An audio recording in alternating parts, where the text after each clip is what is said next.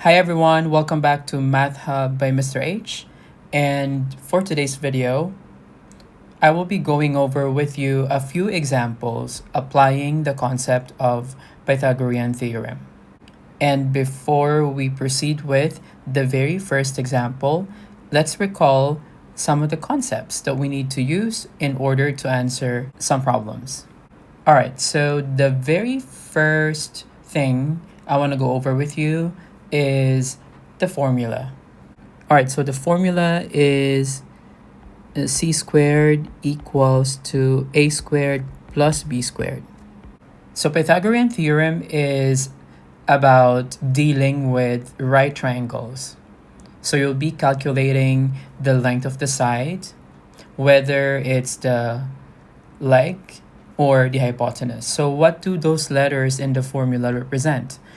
So the first letter, letter C, stands for hypotenuse. So that is the longest side of a right triangle. So this is the hypotenuse. So hypotenuse is the longest side and it's always opposite the right angle. And the variables A and B represent the legs, okay? To further understand this and to apply this concept into real life situations, so let's take a look at the very first example. Problem 1.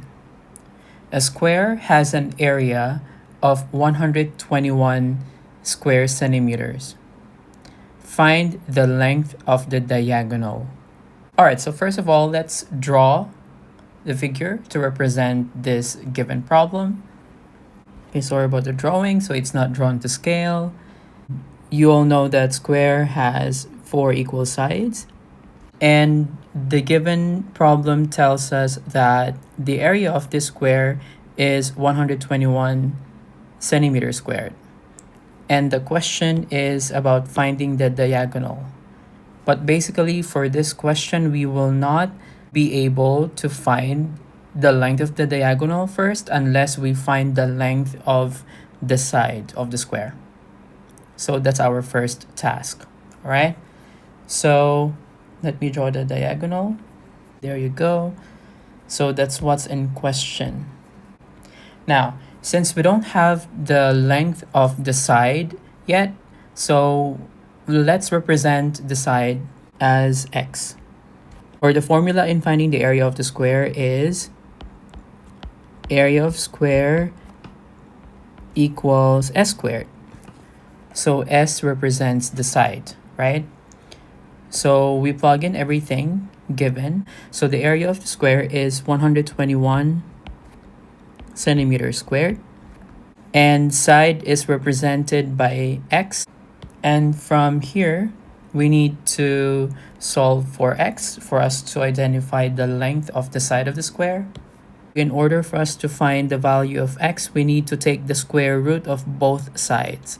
And you're dealing with an equation, so whatever you do on the right, you should also do on the left hand side of the equation. All right, so square root of 121 is 11. Square root of centimeter squared is centimeter. And here square root of x squared is x. We just simply cancel this out and then you'll have x. All right, so the length of the side of the square is 11 centimeters. So this is also 11 centimeters. Since we already got enough information to calculate the length of the diagonal of the square, we apply the formula c squared equals a squared plus b squared. All right, so c represents the hypotenuse or the longest side of the right triangle, and that's what we're looking for actually. So A and B represent the legs. It's gonna be 11 squared plus 11 squared. And then we simplify. C squared equals, all right, so 11 squared plus 11 squared is actually equal to 11 squared times 2. Or if you want, you can simplify that. So 11 squared is 121 plus 121, right? So either way, you will get the same answer at the end. All right, so from here we need to find the value of c, and in order for us to do that, we need to take the square root of both sides again, and here we'll get c equals, so we can write it separately so that you won't get confused, times square root of 2. And from here, it's going to be easy. So c will be equal to this one, the square will be cancelled out, so we'll have 11 times square root of 2. All right, so this is the answer in radical form. All right, so the answer is 11 square root of 2 centimeters. All right, so 11 square root of 2 is approximately equal to 15.6 centimeters. All right, so either of the two is correct. All right, so did you like this example? So if you did, please like the video, and if you haven't subscribed yet, you can hit the subscribe button as well. All right, let's head on to the second example. The foot of a ladder is exactly 3 feet away from the wall. The top of the ladder rests 7 feet up on the wall. Calculate the length of the ladder.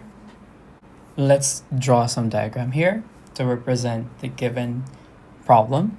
All right, say for example, this is the wall, and the wall is, perpendicular to the ground. And say for example, this is the ladder.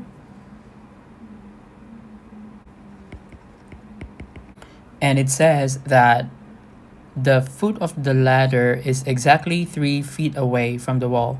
So that means from the foot of the ladder all the way here, so this is 3 feet. So make sure you label the diagram correctly so that your calculation won't be messed up. So another information given was the top of the ladder rests 7 feet up on the wall. So that means that the height is 7 feet. And the question, we need to calculate the length of the ladder. All right, so this is the diagram. So from there, we can use the formula again, c squared equals a squared plus b squared. So we're going to be calculating here for the hypotenuse of the right triangle. So we can plug in 3 for A and 7 for B. So we simplify the right hand side. So 3 squared is 9 plus 7 squared is 49. And c squared equals to 58. And to find the value of c, we need to take the square root of both sides. So we're going to have c equals square root of 58.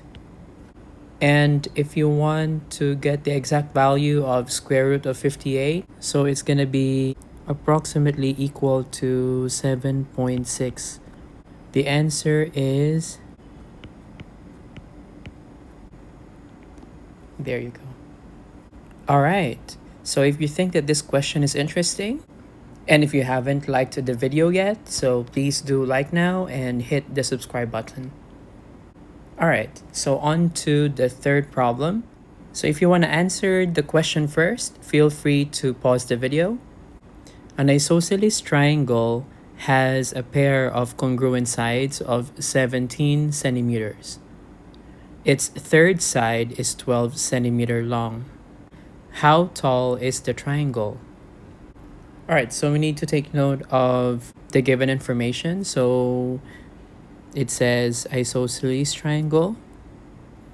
And, we need to recall the properties of isosceles triangles. So we know that isosceles triangles have a pair of sides that are equal in measure. And the third side is 12 centimeter long. All right, so let's draw a diagram here to represent the question. So this diagram is not drawn to scale, guys. All right, so let's assume is an isosceles triangle. So it says here that it has a pair of congruent sides of 17 centimeters. So let's mark those sides. So say it's this side and this side. So those markings tell us that those sides are of equal length. So this is 17 centimeter. The other one is also 17 centimeter.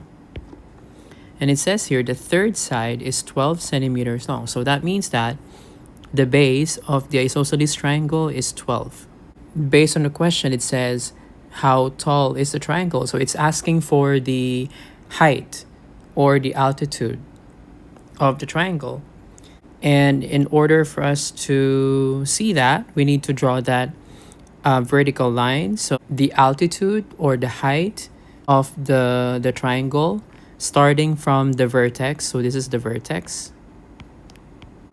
is always perpendicular to the base. All right, and what is special about perpendicular? That means that this creates a 90-degree angle.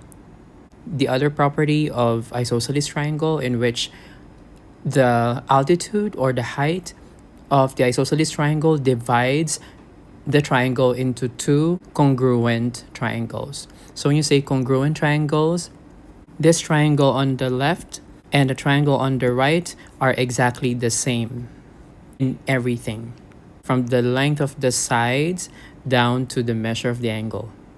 All right, that's what it means by congruent. Definitely the base of the isosceles triangle here, this one is 6 centimeters and the other one is 6 centimeters. And then from here, you can see that we can apply the formula.